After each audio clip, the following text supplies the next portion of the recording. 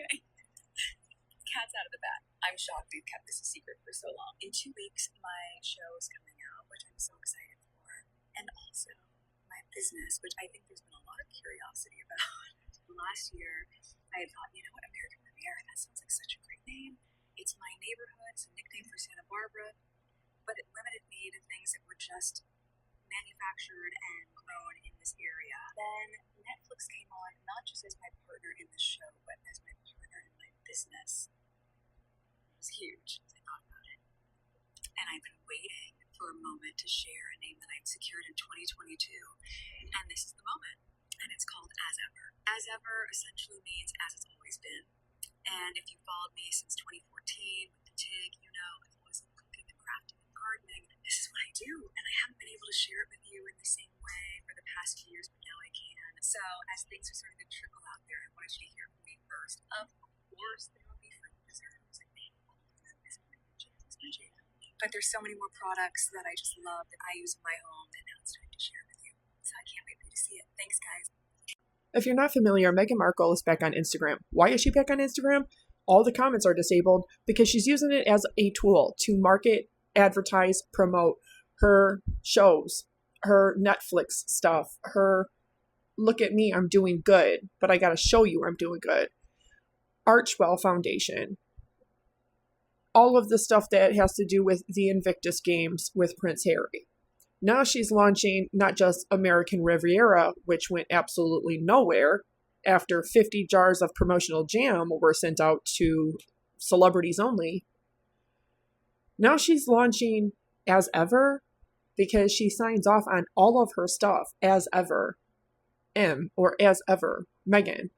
And it's fine, whatever. If you want to know more, I would highly suggest you go over to P. Dinah on YouTube and you check out her YouTube page because everybody that ever sees anybody criticize Meghan, we know that it's bots. We know that it's trolls, that it's paid for accounts to try to go and change the narrative and make it seem like people like her. Because there is no fans of them. There is no people that like them. In fact, everybody that's crossed paths with her and Prince Harry since their engagement has had a lot of really negative things to say. There have been staff upon staff upon staff that ended up leaving their job because they were so bullied, having to actually put in formal complaints. All of this. Of course, we all know about Megxit. They leave the UK. They go live in a $14 million mansion in Montecito, right? And he claims that if it wasn't for the money that my mother left me, meaning Princess Diana, that they wouldn't have been able to do this. But that's not true. It's estimated that over $3 million a year come from the sovereign grant, which is the taxpayers of the UK. It goes to King Charles III. He's the top. And then it's allotted to every other senior and non-senior working royal family member. It is said that over $3 million of that from King Charles III is still given to Prince Harry and Meghan. And then on top of that, we know from the tax documents for Archwell Foundation that they're not even working 1 hour a week on their foundation, but yet over 95% of the money that Archwell Foundation gets actually goes towards the operation of the foundation. Which begs the question, how much good is Archwell Foundation really doing? Or is that just an LLC that they listed, a business that they listed, so they can stream other things and do other things through that LLC? And I'm not very educated and big into business, so if anybody else knows about that, you can let me know. I know that all nonprofits have to report to the IRS by law.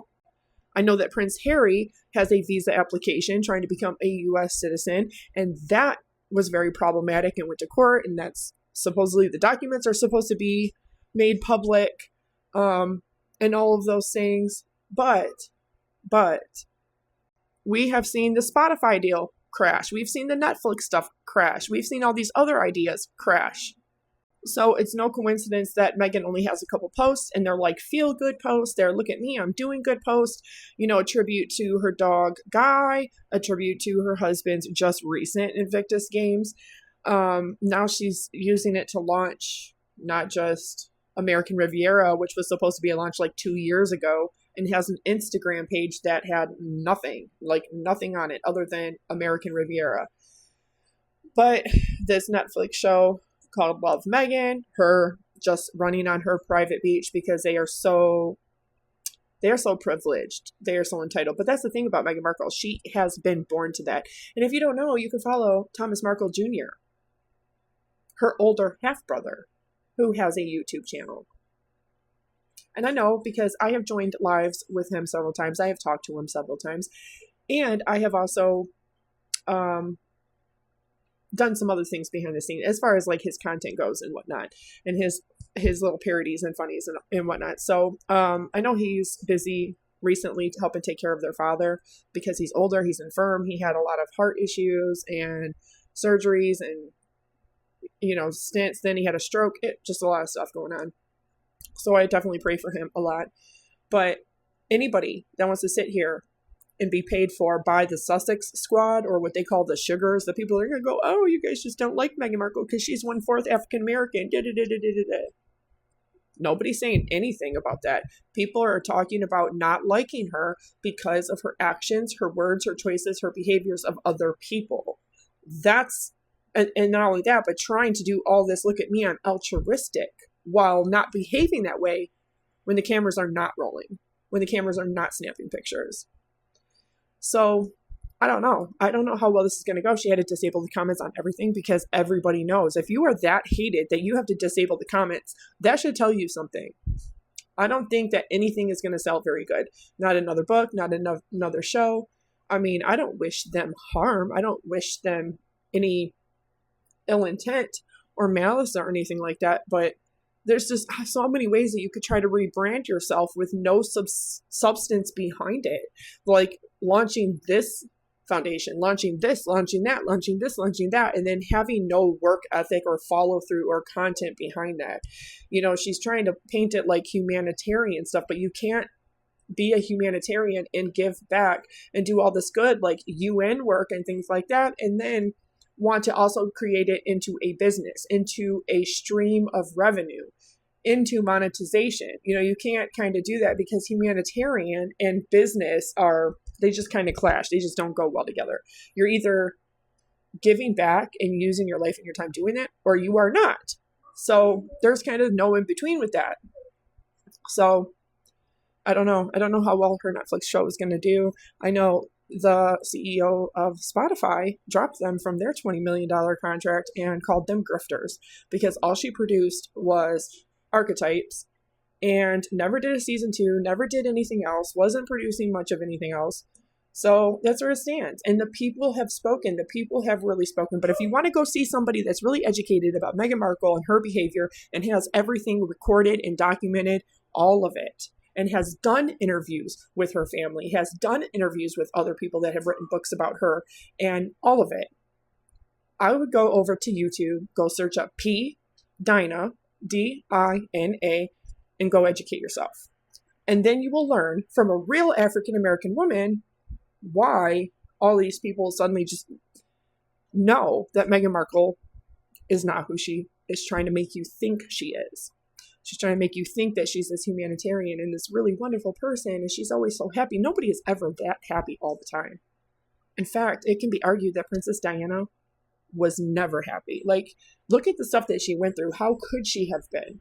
It must have been so hard. The only time she probably found true happiness was when she was actually spending time with her boys, trying to make life normal for them, trying to do stuff with them. And I'm sure it was still, even then, a struggle for her to try to really sit in that happiness in the moment without everything else overwhelming her. It must have been horrible and horrendous. And thinking about it, it's just, she was the most famous woman on the planet, even above the Queen. And she was so beloved because of her humanitarian efforts. But it was that transparency and that honesty of what she really felt, what she really thought, what she has really struggled with and had gone through that made her human and relatable. When somebody acts like that, but they really aren't relatable because they're not really going through the things they're trying to make you feel that they are, people kind of get the sense of this person's not who they say they are. And they've not really gone through this stuff. So there's just something about Meghan Markle that some people just have, and it's just the ick factor. And this is like, no matter what she does or says, people are just not going to like her. They just don't like her. They don't buy it. They don't believe it. And that's just the way it is, unfortunately, for her.